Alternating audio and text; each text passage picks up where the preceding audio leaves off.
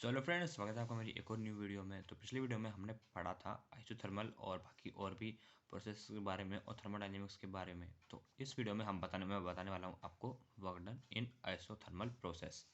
तो देखो, बहुत ईजी है ये भी। इसकी एक डेरिवेशन आती है जो कि एग्जाम्स में आपसे पूछी जाती है। तो देखो, सिंपल है। आपको इसमें वर्क डन जो पूछा जाएगा तो उसका फॉर्मूला क्या होता है, देखो।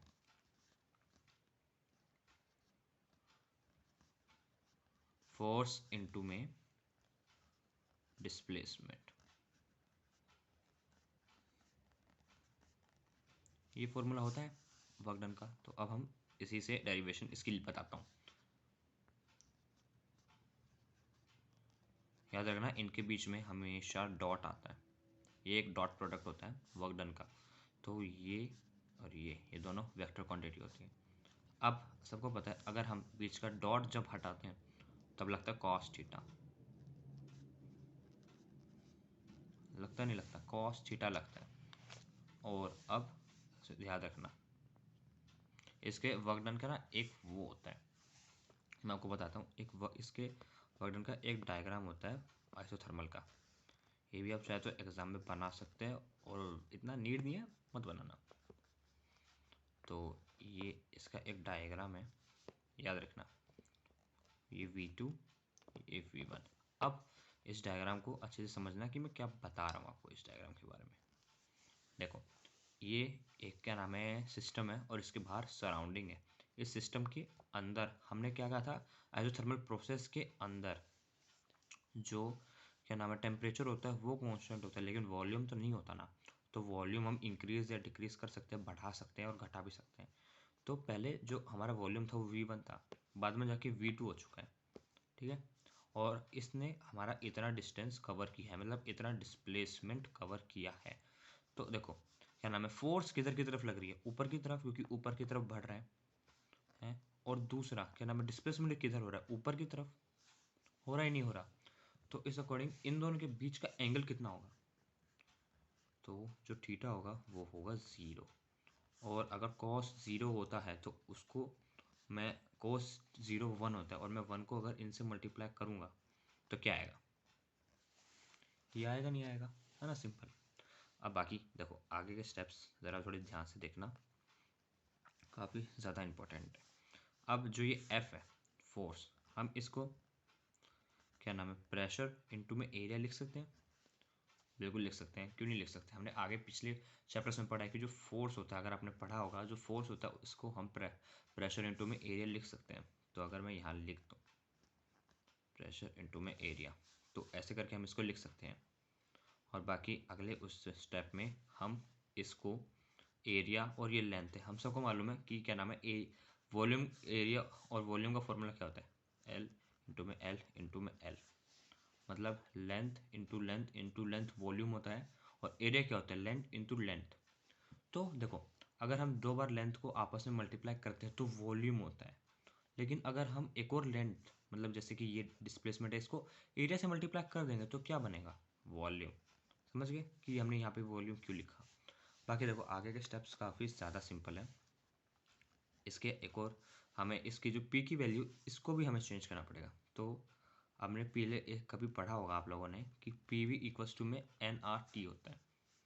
पढ़ा ही नहीं पढ़ा, नहीं पढ़ा होगा तो अभी देख लो, पी वी इक्वल्स टू में एन आर टी होता है जब 1 मोल होता है। तो अगर हम इसमें पी की वैल्यू निकालें तो क्या निकलेगा, बिल्कुल निकल सकता है। तो अब मैं इसमें लिख दूँ R T by V equals to में पी वी। अब इस चीज़ का हम इंटीग्रेशन करते हैं।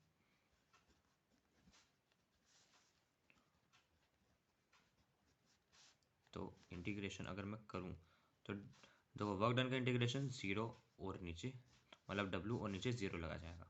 अब इसका इंटीग्रेशन हमने यहाँ इसमें डायग्राम में देख लिया है, V2 और V1। तो इनकी लिमिट्स हम V और V2 लगा देते हैं। बाकी हम देखो यहाँ पे ऐसे कर दिया। अब जिसका डिस्प्लेसमेंट करना है उसको साथ में रखते हैं। तो dt बाहर निकल गया, V अंदर रह चुका है, और ये कर दिया। अब एक बात का ध्यान रखना, अब इनका, अगर मैं इसका इंटीग्रेशन करना चाहूँ तो आप सोचते हो कि ये v ऊपर आ जाएगा, उसके बाद सबको मालूम है कि एक पावर ऊपर से ऐड ऑन होगी, एक पावर माइनस होगी, लेकिन हम इधर ऐसा नहीं करेंगे। क्यों नहीं करेंगे अब वो भी जान लेते हैं।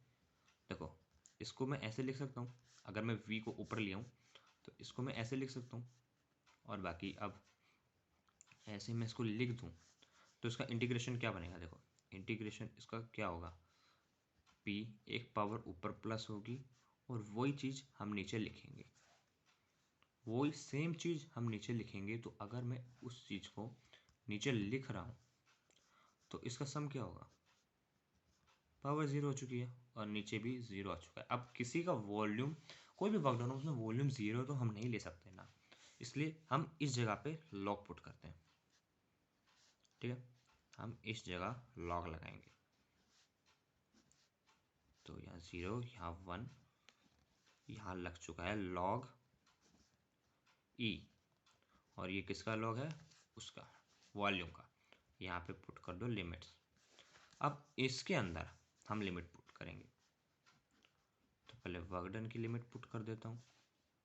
सॉरी, आर टी तो लिखा ही नहीं इधर, तो आर टी थोड़ा पीछे लिख दूँगा, कोई दिक्कत नहीं फिलहाल। अब यहाँ पे अब इसके अंदर हम अपनी लॉग की वैल्यू पुट करेंगे, तो v2 लॉग v1। अब इसका इंटीग्रेशन करेंगे, अब इसका इंटीग्रेशन क्या बनेगा, मतलब इसमें अब हम इसको माइनस करेंगे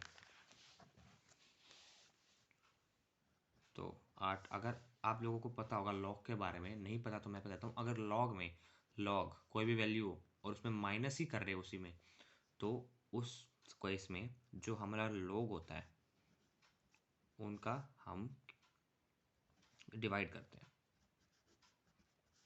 इस बात का ध्यान रखना, अगर ऐसी कुछ दे रखा है जैसे लॉग माइनस लॉग है, तो उस टाइम पे उन दोनों डिजिट का हम डिवाइड में करेंगे। अगर ये सेम चीज़ अगर प्लस में होती तो हम मल्टीप्लाई कर देते। लॉग की ये कुछ बातें होती है, आपको याद रखनी है। अब यहाँ पे एक ई है, इस ई की वैल्यू याद रखना, इस ई की वैल्यू होती है 2.303। इस ई की वैल्यू होती है, हम इस ई की वैल्यू को यहाँ रखेंगे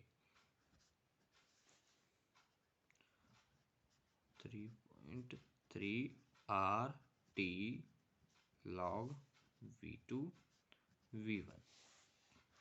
तो ये हमारी वर्क डन होता है आइसोथर्मल प्रोसेस में। और सेम अगर आपको मालूम हो तो जो प्रेशर होता है वो इन्वर्सली प्रोपोर्शनल होता है वॉल्यूम के।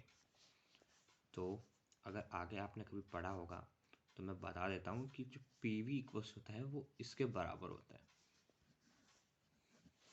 तो आप चाहो तो इस P1 P2 की वैल्यू जो यहाँ रखी है आप इधर पुट कर सकते हो, जिससे आपका जो वर्क डन का नया फॉर्मूला है वो फिर से बनता है।